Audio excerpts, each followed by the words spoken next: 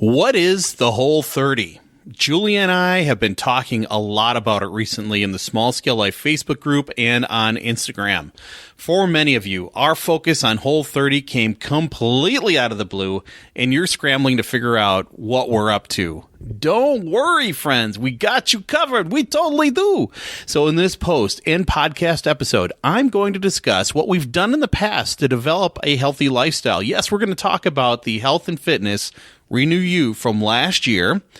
And we're going to talk about what is Whole30, what we're doing this month, and provide some resources for you to learn about Whole30. Now, in this point of the game, it is mid-February. Valentine's Day is here. You might feel that you've blown your health and fitness resolutions and goals completely out of the water for 2020. You might feel like a complete failure. But remember, we can always rise and start again. Today is a new day. Forget the past. Let's go. It's what you've been waiting for. Welcome to the Health and Fitness Renew You Part 2. So let's get into it here on the Small Scale Life podcast.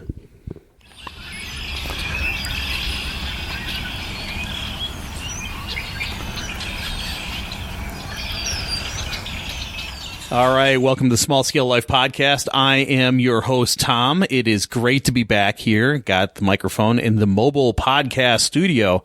I'm actually in Green Bay, Wisconsin, and we survived a mini blizzard last night, but I'm here in a nice, warm, comfortable place doing another Small Scale Life podcast. And this is an important one. We are going to jump into the Whole30. What is it? Where did this come from? What is the Whole30 challenge? And what are some resources in case you want to learn more? Why is it important? Because it's part of our small scale life. It's part of our simple living, right? It's about being intentional about what we're putting in our bodies and getting healthy, getting fit, right? We can't do anything if we are sick, if we are unhealthy, if we are not thriving in our environment. So I'm glad you're here. This is our 165th episode, and it is so good to be here again. I'm so happy you're here. Remember to check out Small Scale Life Podcast. It's all over the net and wherever podcasts are played. iTunes, Stitcher, Podbean, everywhere, Google Play, we've got it out there. So make sure you take a listen. Share this with some friends. We're always appreciative of that. And remember to provide some feedback. I mean, you can rate our podcast on iTunes. I know many of you do listen to iTunes, so feel free to put some feedback out there. We appreciate it. We'll read your reviews out here in a future podcast. So other than that, we do have our mailing list. I will be getting some newsletters out, and news from around the bend is coming. So we've got a lot on tap, including some interviews. So you're going to want to stay tuned to Small Scale Life. We got some really good stuff coming up. Some interviews are in the can, and I did one last night. It went for 2 hours. So holy smokes, that's really good there that we were talking about Small Scale Life stuff. So it's going to be a lot of fun. And today we are jumping into Whole30. It's something that we've been doing, and it really did come out of the blue. All of a sudden in the Small Scale Life Facebook group, I was popping these videos. I'm doing a daily video, so if you're not part of the Small Scale Life Facebook group, you really should jump in there and join. But I'm doing daily updates talking about how I'm feeling, and I've had a little different reaction than others, and I think that's because some of the things that happened leading up to this Whole30 challenge. So let's get into this. Let's talk about the healthy lifestyle. It's again part of our small scale life, right? So, as many of you know, one of the leading New Year's resolutions is always losing weight, start dieting. How many of us have done that? This year I'm going to lose 20 pounds. This year I'm going to get it done. I'm going to start this journey, this health and fitness thing. I'm going to work out every day. And then a week later it's like, oh, I got to go outside and go work out. I don't think so. Oh, the Cheetos look so good. It's so good. And then you get the Super Bowl, and then Valentine's Day is coming, and it's just like, nah, we'll pick that up later. You know, we got plenty of time before swimsuit season, and that's the reality. Unfortunately, research shows that we have trouble successfully completing our New Year's resolutions, and by this time of the year, most of us have given up completely. I think the stats show that at least 65 to 80% of us have given up, and we are not doing any of those New Year's resolutions. You start out strong, and then things happen. You see it in the gym. You look around the gym, if you've been going January 2nd, everybody's there, hangover's done, everybody's there, tough to get machines. Then all of a sudden, a couple weeks later, it's less. A week later, it's even less. And then this time of the year, it's like Deadsville in there. It's all emptied out because people have just given up. You can start over again. Just because you've had failure, you can start. You can start at any time. And if this is you and you feel like you've totally failed already, I'm here to tell you that it's not too late to start over. You can do this. And we'll talk about this Whole30 challenge. This might be something you might be interested in. It's interesting. So we'll get into that in a second. So when I started Small Scale Life in 2015, I wanted part of it was I wanted to talk about more than just gardening, which is kind of funny if you've listened to the last couple episodes. But it's I wanted to use it as a vehicle to help me develop my own healthy lifestyle. For years, I had been sitting in a cube, been doing the corporate thing. My weight had ballooned up from where I was at football playing weight when I was like 235 to over 300 pounds. And well over 300 pounds. And it wasn't good. I was sitting a lot. I was in an office for 12 hours a day or more and just doing the work and eating crappy and having some cocktails. And it adds up over time. Stress, lack of sleep, sitting, not moving, it just all adds up and it's not good. It's really not good for your overall health and fitness. I wanted to start this. I wanted some kind of some motivation to do some of this. And I thought by throwing this stuff out there, and it's I got to tell you, it's hard sometimes to throw some of this stuff out there. I mean, you're talking about personal stuff here. I wanted to use it as a vehicle to start this process. I wanted to use it as a vehicle to motivate me to get things done, right? And if you look back at the archives, I've talked about a swim challenge that was early on.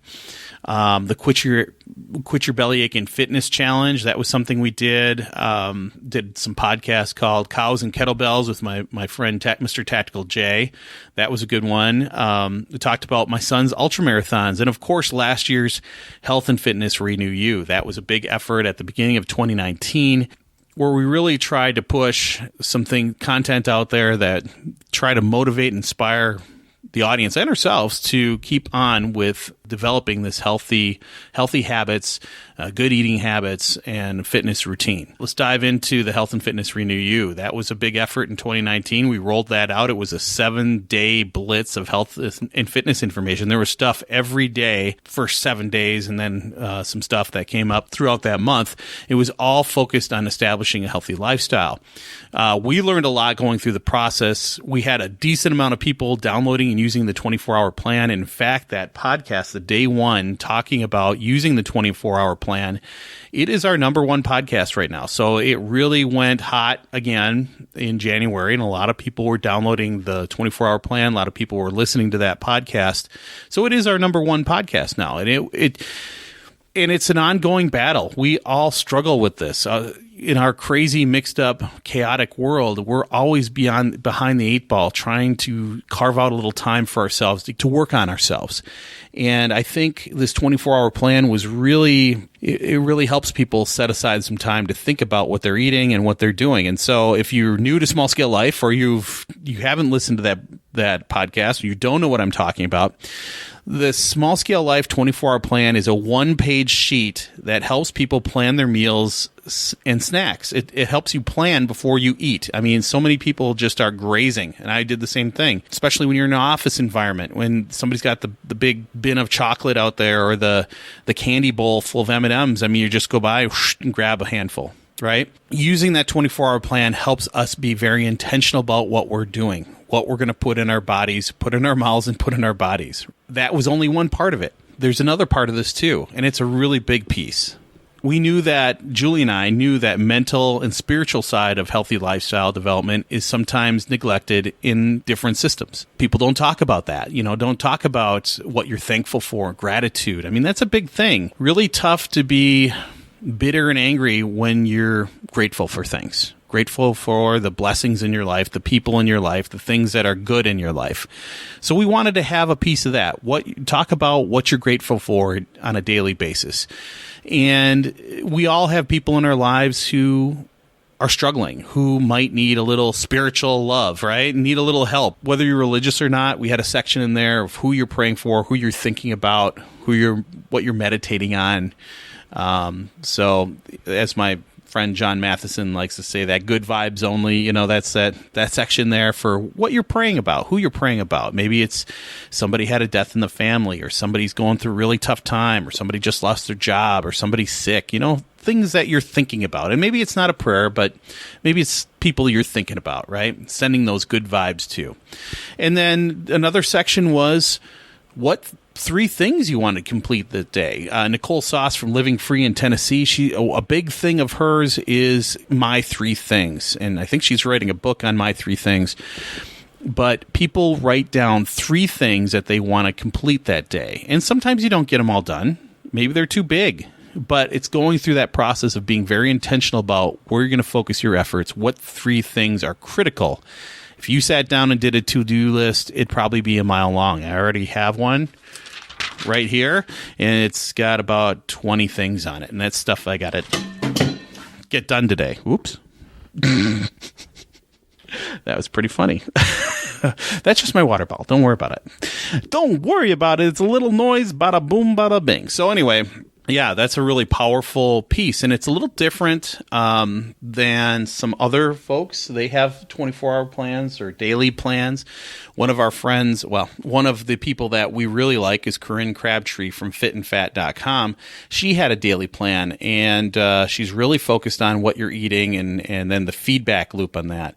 And we, of course, do have a section on the 24-hour plan that has that reflection section too, the reflection section, right, where you critique your day. How did you do following your plan, and where did you deviate, and why did you deviate, and how you'll improve in the future. So it's that reflection piece that's really important. So Corinne's is different. It's a 2-pager, and she's got a very in-depth section on the reflection section. On hers is very in-depth. So we wanted to keep it 1 page. It's different than hers because we wanted to have some of this mental side too, because the mental side and weight loss is huge. It's a mental battle, and you really got to improve your stinking thinking, your negative talk, and your negative outlook of yourself, and you've got to do that over time. I really like the 24-hour plan. I'm starting to use that again and do that on a daily basis. I think that it is, with this Whole30 thing, you'll see that it fits right in with that. It's very effective. The 24-hour plan is very effective in getting yourself organized at the start of the day. You're getting your brain right. You're putting your brain in the right space. What are you going to be eating?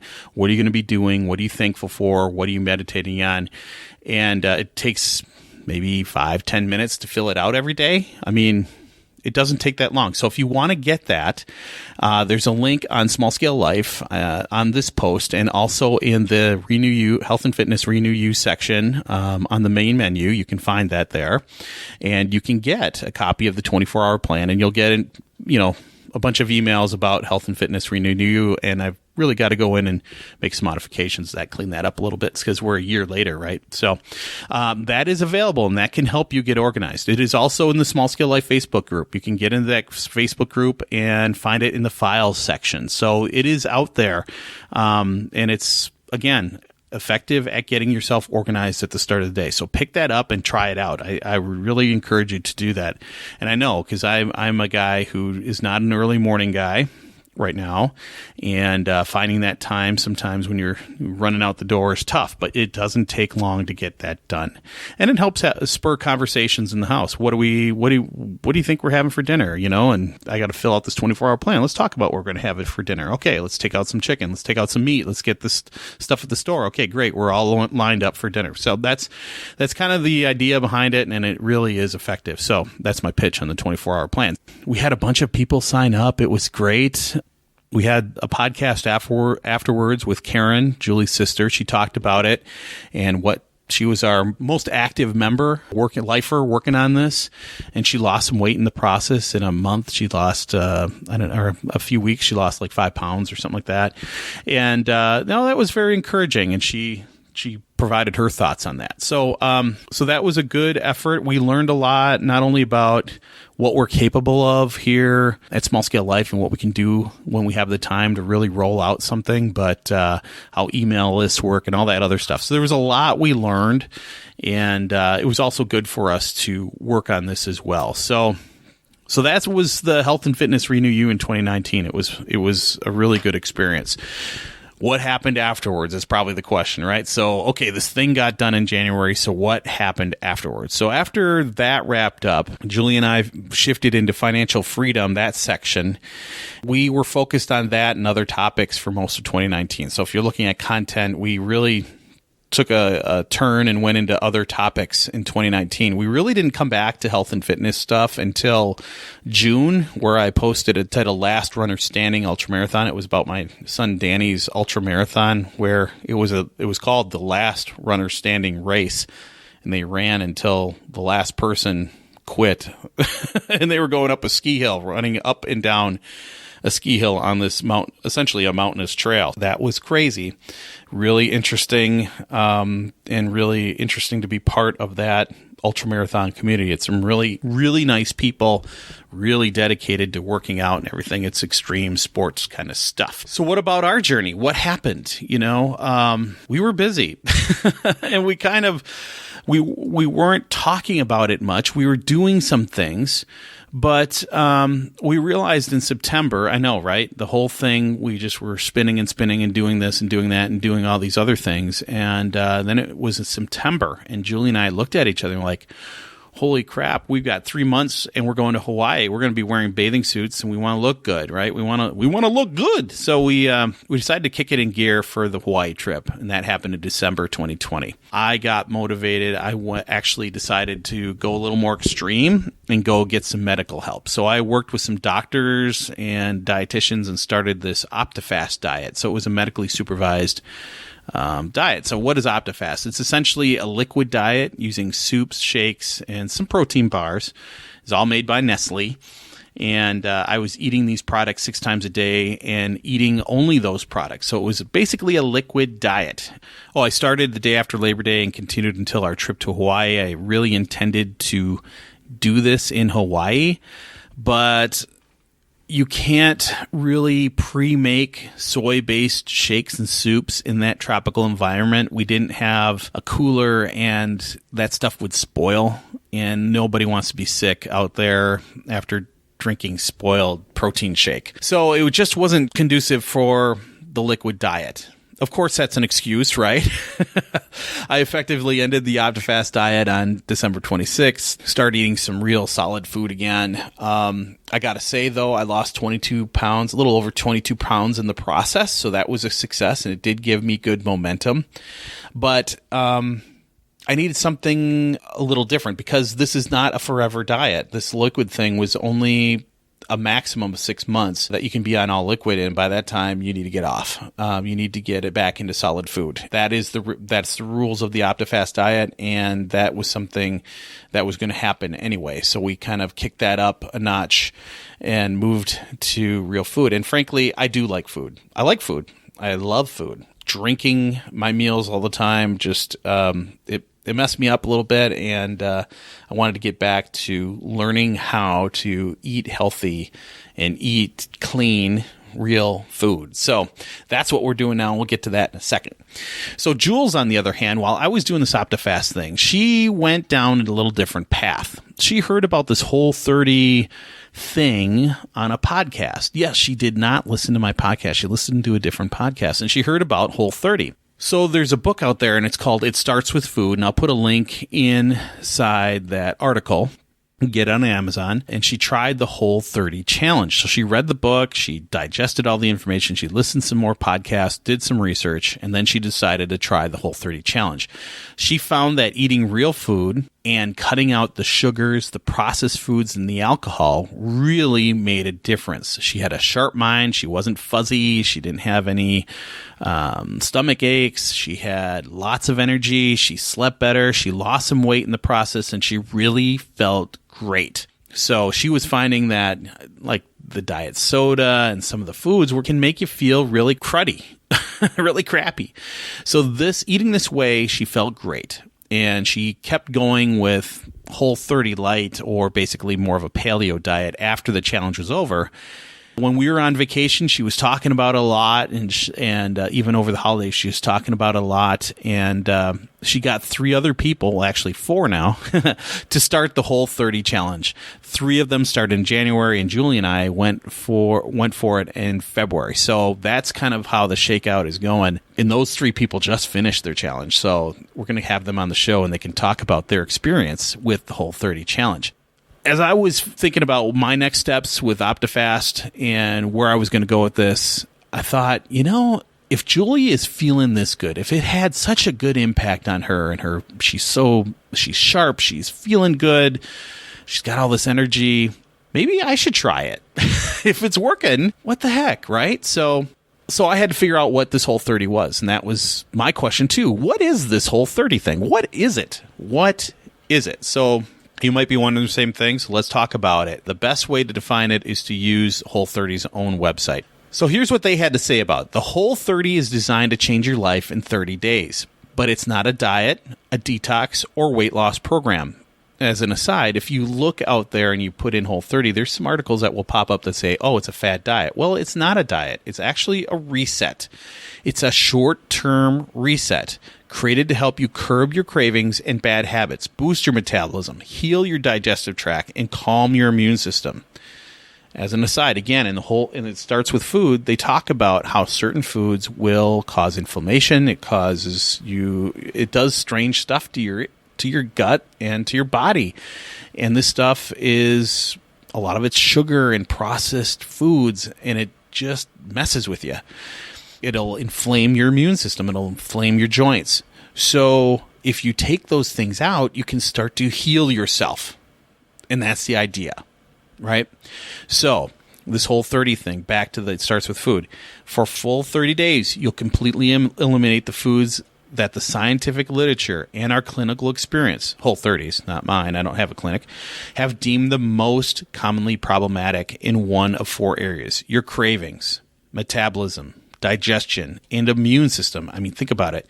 You have, I'm just going to have a couple Doritos. No, you're not going to have just a couple Doritos. You're going to eat like half the bag, right? It's designed that way. That's the way that these people design the food.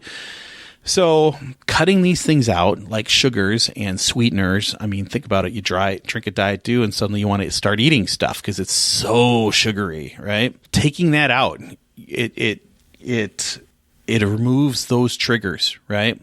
So during the elimination period, you'll experience what life is like without these commonly problematic triggers, while paying careful attention to improvements in energy, sleep, digestion, mood, cravings, focus, anxiety, self-confidence, chronic pain or fatigue, athletic performance, and recovery, and any number of other symptoms or medical conditions. I mean, that's a pretty tall promise there from Whole30, isn't it?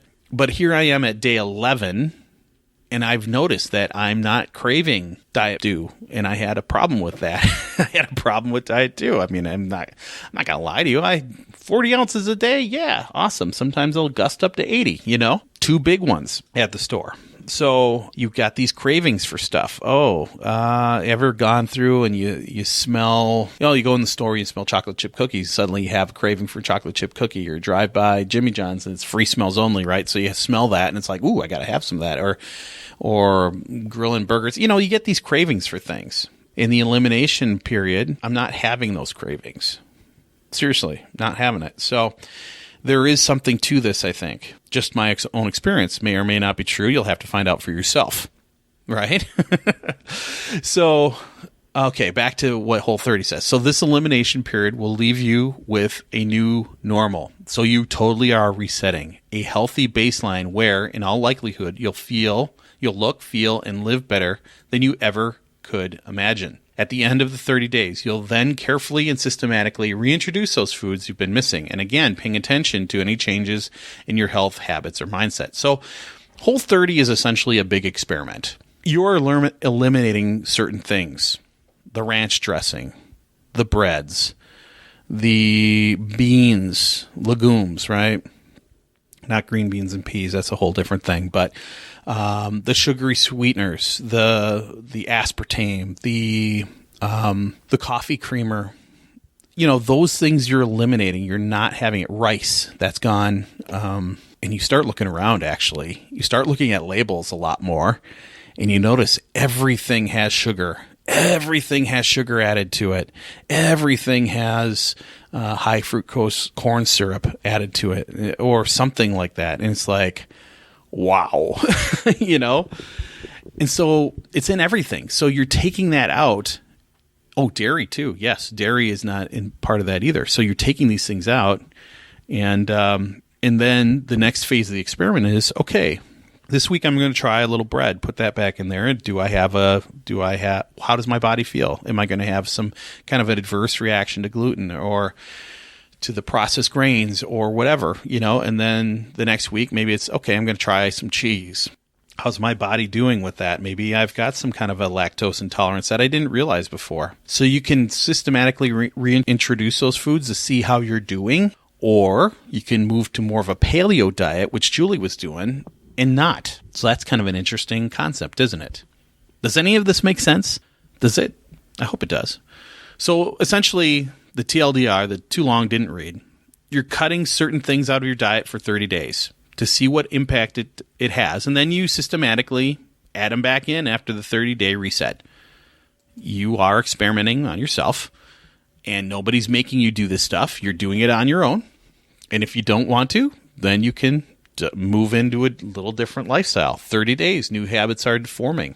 You'll actually find, this is an aside again, you'll actually find that you might actually like the food better because you can taste it. It tastes really good. So let's talk about this Whole30 challenge, because this is a big part of this process. So in February this year, Jules and I decided to try the Whole30 challenge together. I had to do something because it was either that or go back to OptiFast. And I don't know, eating the soy stuff, it did mess with me. So we decided to do a Whole30 challenge together. So we're going through the process. We're at day 11 at the time of this podcast. We've eliminated sugar, real or artificial, the sweeteners, the creamers, that kind of stuff, the beans, the rice, the processed food, the dairy, and alcohol. So I'm in the land of beer, cheese, and brats, and I've had to eliminate all of those things because brats probably have some sugar in there too. So no cheese, no milk, no beer, none of that for the next 30 days. We're in the process of resetting and reprogramming our bodies and minds. So if you listen or you talk to someone who's gone through this, they'll talk about the different phases of this. And there's actually a whole timeline to going with the Whole30 challenge. And we'll talk about that in the future, in a future podcast episode of what people typically experience. My experience is a little different because I was doing this OptiFast liquid diet for a whole quarter, for the fourth quarter of 2019, for 3 months.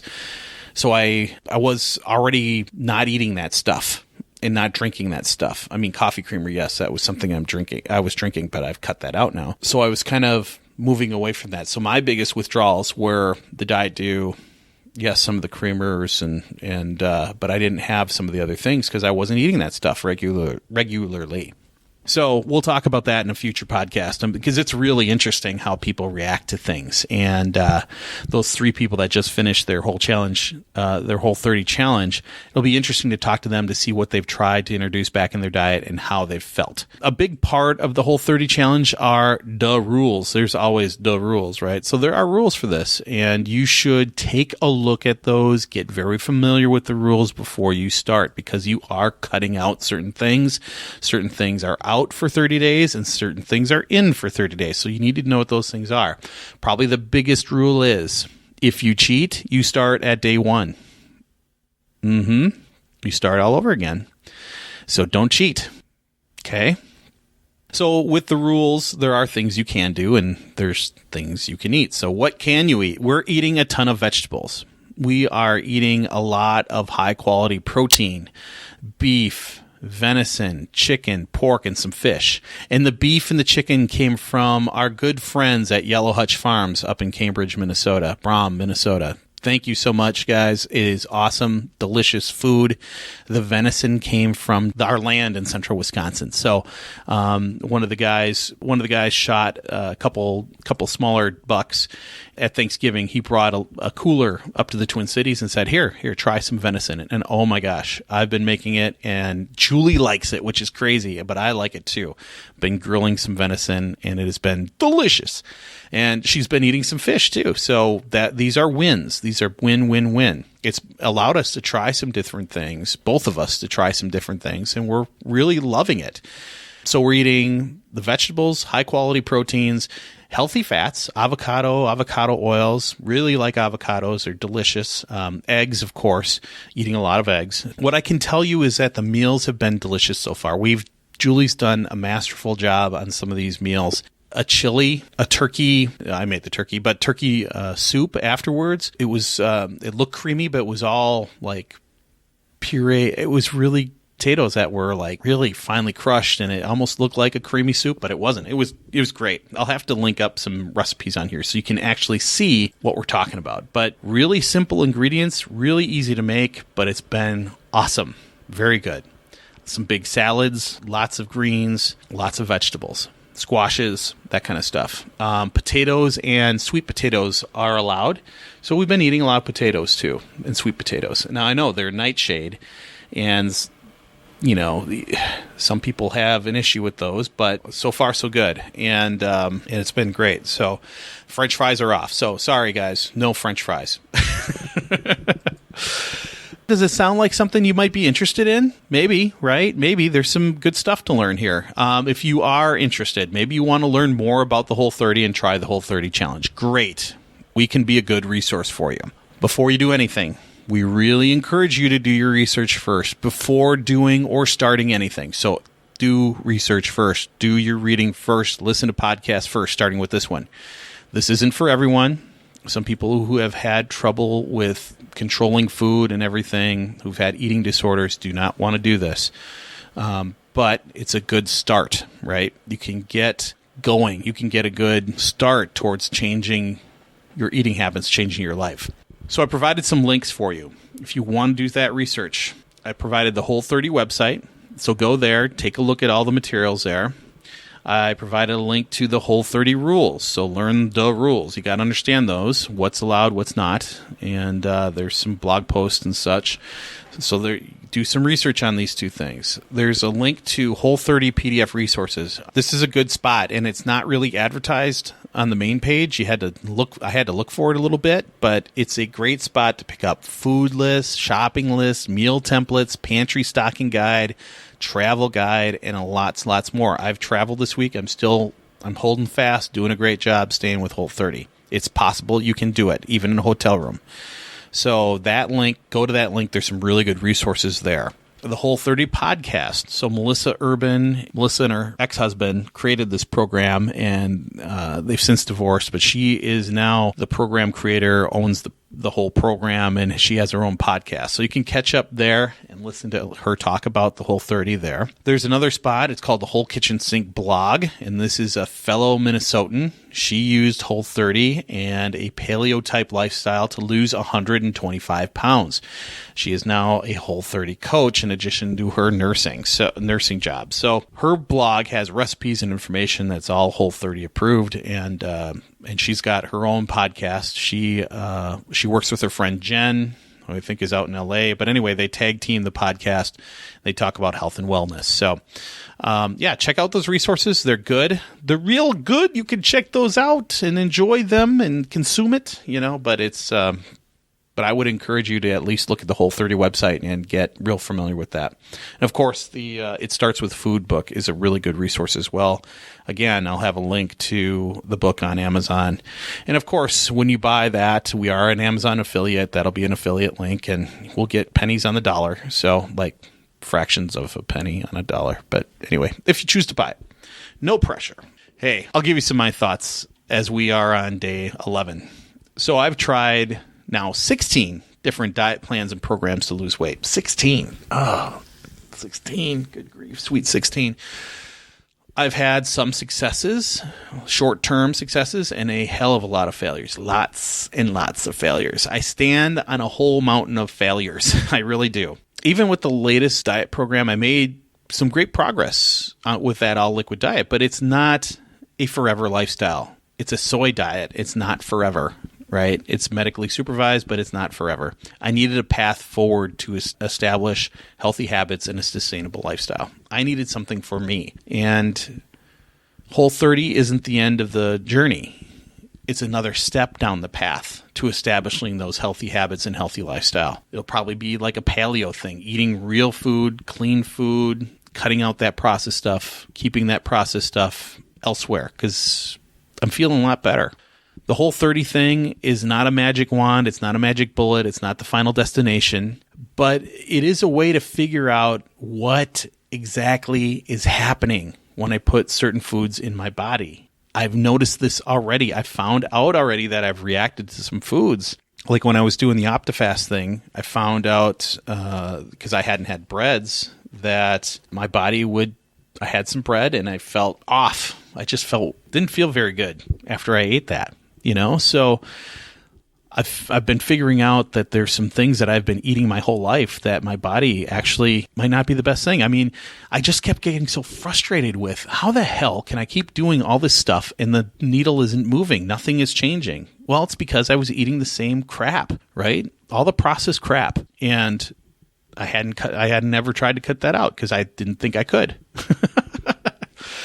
So this is a big thing. This is something that I'm learning. I'm experimenting, and I'll continue to go down this path and experiment to dial in what works for me and what doesn't. It doesn't mean that I'm never going to have a piece of cheese again or a piece of bread again, but it can't be the mainstay of my diet. It might not be because my body's reacting to it, and I think that's the whole point of this. We don't know what we don't know. We just assume.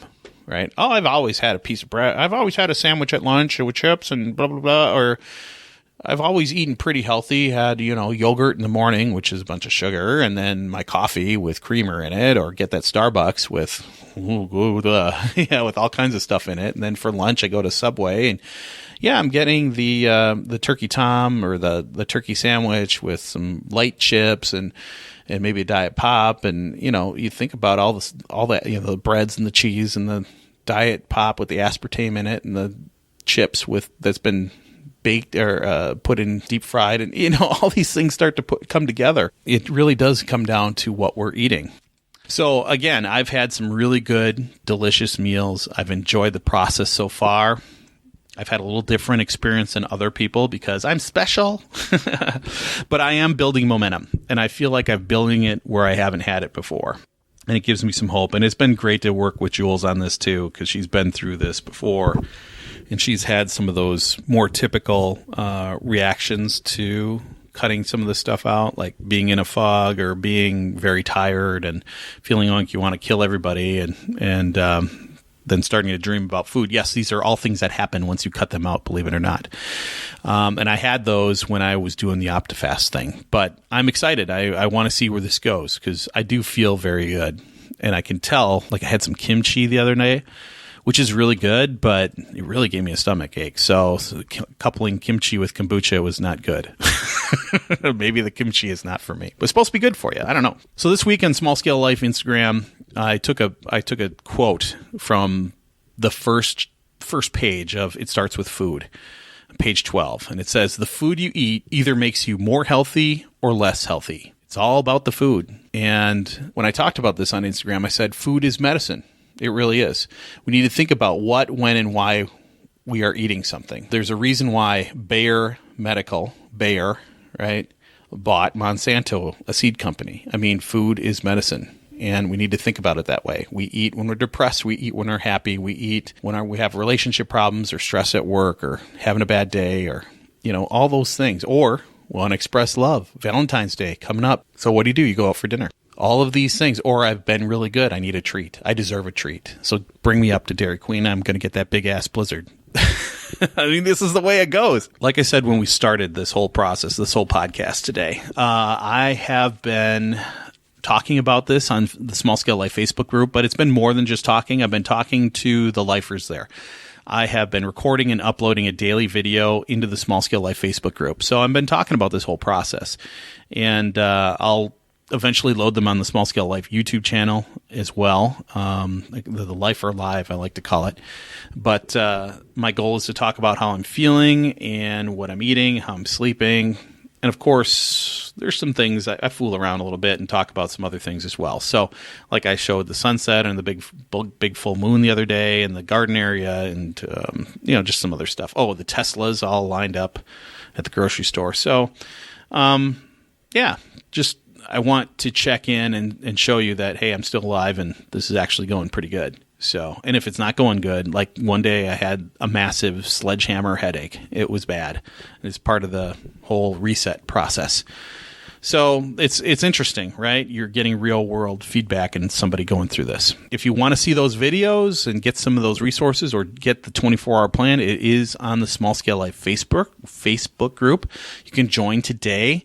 There's a link in the show notes of this article. Answer the questions. There's like 2 or 3 questions, and that's just to keep the trolls out, but it also helps me know where you're at and also helps me build content. I've really have paid attention to what folks are talking about and giving that feedback. So I do appreciate that. So like I said, Jules talked and convinced some other people to try this challenge. They just finished the challenge this week. So they are now in the experimenting phase. They're adding stuff in. Like one person added some cheese into the diet just to see how they felt. So we'd like to interview them all on the Small Scale Life podcast. And I had a interview last night, 2 hours long. Technology worked. I'm super stoked.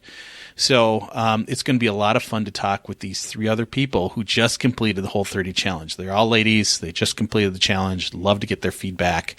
Even if it's 2 or even if it's 1, it'll be a lot of fun. So I've got 19 days left here on the Whole30 challenge. I'm looking forward to see how the challenge will end and how good I feel at the end of the challenge. Also to come up with the next steps and what we're going to be doing and how I'm going to be eating. I travel a lot, so this is part of it too. So it's got to be able to roll with me. So far, so good. I got to say that. I did have some bad headaches earlier this week. I did have, and that's part of it's not really detox, but kind of is. And also early this week, I woke up really early on Monday, and then I was just tired for most of the week, so trying to recover from that. It's a little different, I guess. Julie and I were talking about that today. I guess it's a little, maybe you feel it a little more since you're not medicating it, right? With stuff you're eating and drinking and all that stuff. So far, so good. So far, so good. So how about you? Are you interested in this? Do you want to try? Feel free. I mean, this is something a little different. It's something that's a little foreign, but it is good. It is good. As I said at the start, you might feel like you've blown all of your health and fitness resolutions and goals for 2020. I mean, we're at the stage, you're probably just said, screw it, I'm just not going to do it. That's a rhyme, but we're going to do it all the time. But again, we can always start over. You can always rise and start again. That's the beauty of it. You're not over until you're 6 feet down in the grave. So you can start over again. You can do this. So we're here to make the 20s roar. This is the roaring 20s. No, we're going to make the 20s roar. It just doesn't happen. We're going to be the best people we can be. Being healthy is one of the massive steps to make this happen. Make the 20s roar. You can do this. Even if you failed 16 programs and hundreds of times, you can do it. If I can do this, if I can start this, you can too. It's not too hard. Hard is being in a hospital bed. So let's do it, right? So take a look at the materials and the links. Do your research. We're going to call this the Health and Fitness Renew You Part 2. So I'm going to have to build some things on the website for that. And we'll just see where we go. Life is a journey, right? But you have to take the first step. You have to do it. And even if you failed, make the 20s roar, get up, dust yourself off, and let's go. We can do it. You can do it. We're here to help you. So, you ready? Let's go. Let's do this. Come on. Take my hand. Let's go. All right, everybody. This is Tom from Small Scale Life. Like I said, we've got some good interviews coming. I talked with Mr. Tactical for over 2 hours about everything under the sun. So that's going to probably be 2 episodes. We've got an interview coming up with Michael Bell and Mr. Tactical. So this is going to be a lot of fun talking about Dallas Half Acre Farm, what's going on, total changes down there. and I've talked to other people. Now it's time to schedule. The technology works. So I'm going to be, no matter where I am in the country, I'm going to be able to do these interviews.